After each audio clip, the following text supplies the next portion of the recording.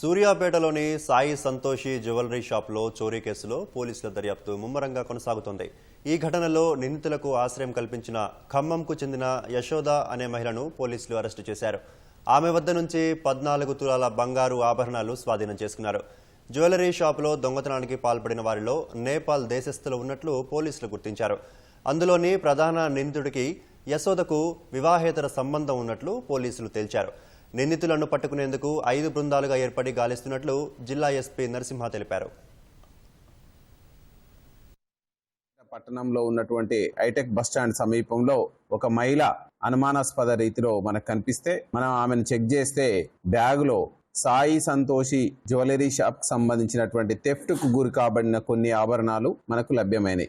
ఆమెని మనం విచారణ చేయగా మేకల యశోద జిల్లా కేంద్రంలో ఈ యొక్క జ్యువెలరీ షాప్ థెఫ్ట్ కేసులో ప్రధానమైనటువంటి అనుచరులకి ఈమె ఆశ్రయం ఇస్తూ అందులో ప్రధానమైనటువంటి నేరస్తుడు ఎవరైతే ఉన్నారో మనం టెక్నికల్ గా గుర్తించడం